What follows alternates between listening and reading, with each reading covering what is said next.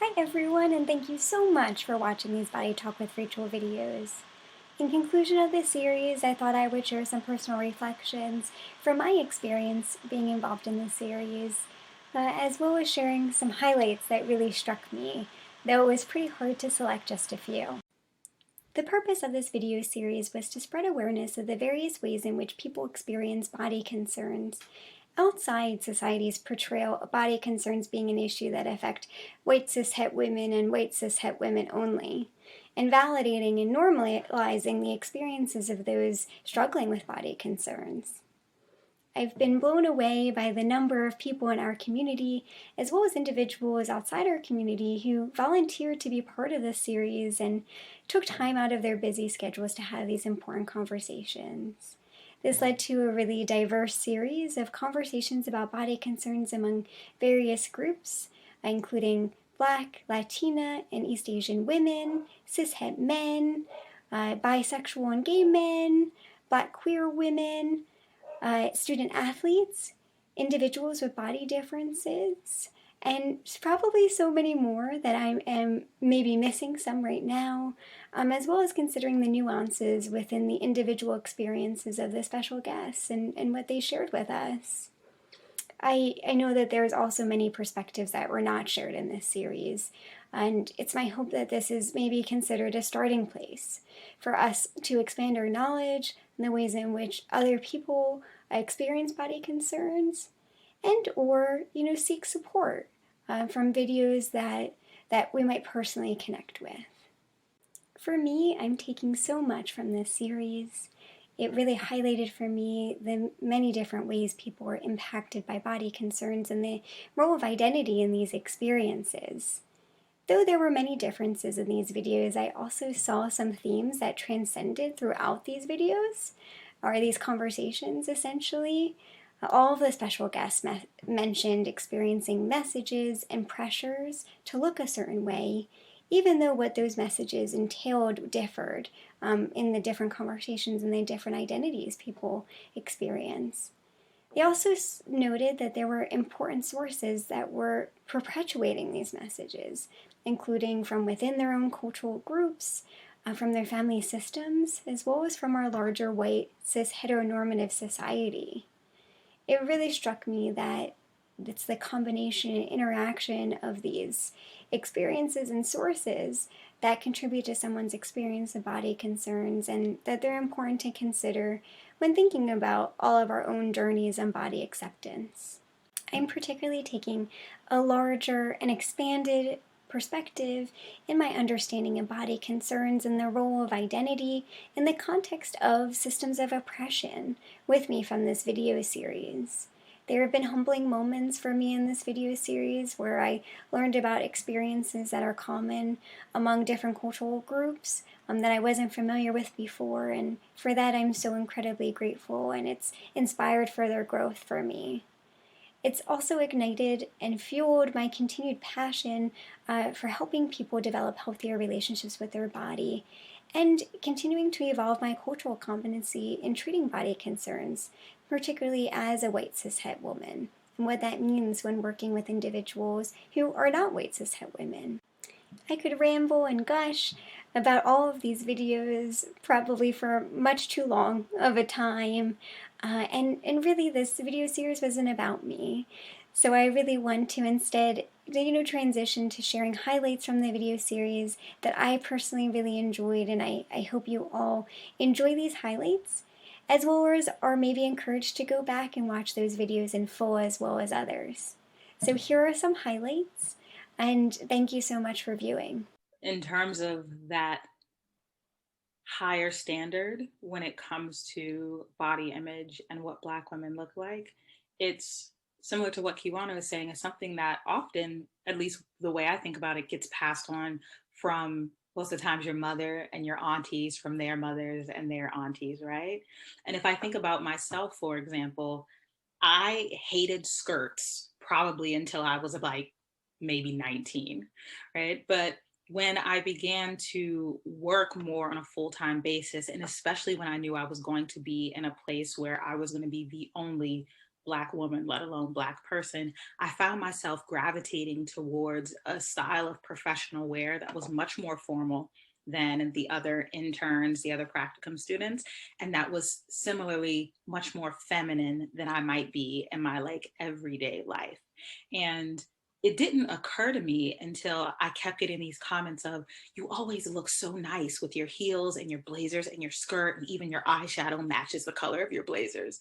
And had to stop and think, I'm like, am I doing this because I really just like different color eyeshadow and blazers? Or am I doing this because I feel like I can't be caught slipping? Right. And so it goes back to this respectability politics, and really this idea of, you're a Black woman, you're going to have to work twice as hard to get half as far. And so that doesn't just mean turning in your notes on time and, speaking articulately. It also means when you present your ideas, they cannot find fault with your physical appearance, because that will affect them hearing your ideas. And then they'll attribute that default not to you being a student, not to you learning, not to you being human, but because you being a Black woman and all of these negative attributes that are, put on Black women. And so in some ways you can't disconnect it, because while we'd like to think, oh, I could show up in maybe the combat boots, literally combat boots that one of my fellow interns, showed up in, and both of our ideas be taken as valid. But in my heart of hearts, I knew that that wasn't true, and that I could not dress the same as she did, my white colleague. So I appreciate what you said, Liz, about you can't be caught slipping, because that is the realest statement ever. Like, even thinking about my own experience when I took my first academic job, now almost 14 years ago, and I remember on the first day of class, who, as my husband can attest to, I own heels, but they really just for show. I don't really like them. And I like had on heels and I had on a skirt, and I showed up on the first day of class, and I still remember another colleague, a white woman, she showed up with her hair and like the messy bun is what I'm told it's called, and a sweatsuit, like a tracksuit and sneakers. And I was like, oh, are you not teaching today? And she was like, yeah, no, I just taught my first class. And she's like, well, look at you looking all fancy. And I was like, okay, all right. But here's the thing. On the day that I showed up, now it was maybe 6 years from that first day when I was still at that university. And I showed up in a hoodie and some jeans and a pair of Adidas, ready to teach my early morning class. I literally had that same colleague ask me if something was wrong. And then I had other colleagues ask me if something was wrong. And I was like, no. And they were like, oh, were you in a rush this morning? No. Are we not? Is this not the day we all wear sweatsuits? It was like just this idea that I always had to have it together. I always had to keep it together. And if I didn't have it together, there was something wrong with me on that day, because how dare I not have it together? I mean, I think that is the whole idea. You can't be caught slipping, because it's like folks are waiting for it.